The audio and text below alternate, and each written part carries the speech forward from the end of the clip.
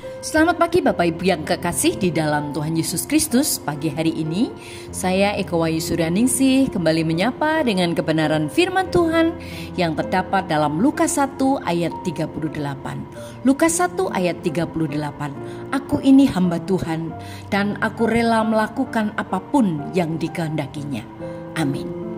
Bapak Ibu yang kekasih di dalam Tuhan, kehendak Tuhan bagi hidup kita sebagian besar ditentukan oleh pertanyaan yang kita ajukan.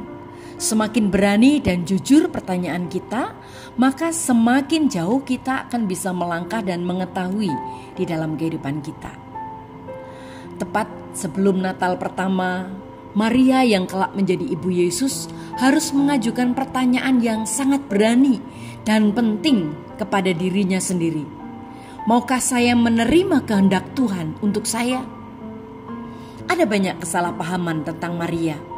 Namun yang membuat Maria sangat istimewa adalah ia bersedia menerima kehendak Tuhan baginya. Dia bersedia mempercayai Tuhan dalam hal-hal yang ia panggil untuk ia lakukan. Alkitab menceritakan tentang kisah Maria di dalam Lukas 1 ayat 26 dan 29 dikatakan, Allah mengutus malaikat Gabriel ke sebuah kota di Galilea, Nazaret, kepada seorang perawan yang bertunangan dengan seorang yang bernama Yusuf, seorang keturunan Daud. Nama perawan itu adalah Maria. Malaikat itu pergi kepadanya dan berkata, Salam, hai kamu yang sangat dikasihi, Tuhan menyertai kamu.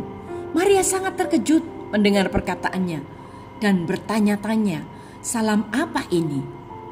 Bapak Ibu yang kekasih di dalam Tuhan, waktu itu Maria masih muda. Mungkin tidak lebih dari 15 tahun.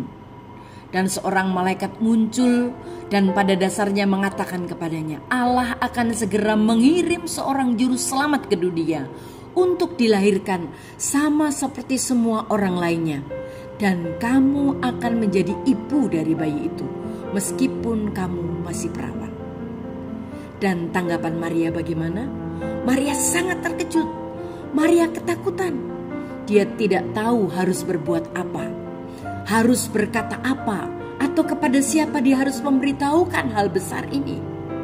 Dan mungkin dia berpikir, tidak seorang pun akan percaya kepadaku. Baik orang tuanya, teman-temannya, apalagi tunangannya. Dia sangat takut. Kisah itu berlanjut. Di dalam Lukas 1 ayat 30-33 dikatakan, kata malaikat itu kepadanya, jangan takut Maria, engkau telah beroleh kasih karunia di hadapan Allah. Engkau akan mengandung dan melahirkan seorang anak laki-laki, dan engkau akan menamakan dia Yesus. Ia akan menjadi besar dan akan disebut anak Allah yang maha tinggi.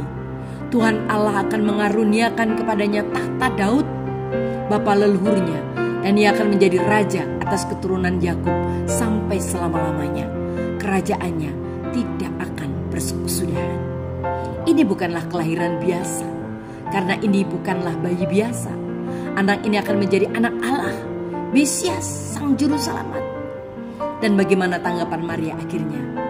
Di dalam Lukas 1 ayat 38 dikatakan, sesungguhnya aku ini hamba Tuhan, dan aku bersedia melakukan apa saja yang dikehendakinya. Biarlah terjadi apa yang telah kau katakan itu. Mengapa Tuhan memilih Maria di atas semua perempuan lain di planet ini untuk menjadi ibu Mesias? Bukan karena pendidikannya. Ia tidak memiliki pendidikan. Bukan karena kekayaan. Ia tidaklah memiliki kekayaan. Ia seorang gadis petani miskin. Bukan karena kedewasaannya. Ia baru saja remaja. Tetapi mengapa Tuhan memilih Maria? Karena dia sepenuhnya percaya kepada Tuhan dan bersedia menerima kehendak Tuhan baginya, meskipun itu berarti kesulitan, kesalahpahaman, dan kritik. Bagaimana dengan saudara dan saya hari ini? Apakah kita bersedia mengatakan ya pada kehendak Tuhan bagi kita? Kiranya firman Tuhan meneguhkan kita. Amin. Tuhan Yesus, terima kasih buat firman-Mu hari ini yang menguatkan kami. Biarlah kami percaya dan yakin bahwa kehendak Tuhan yang terbaik bagi kami. Dalam nama Tuhan Yesus kami berdoa. Haleluya. Amin.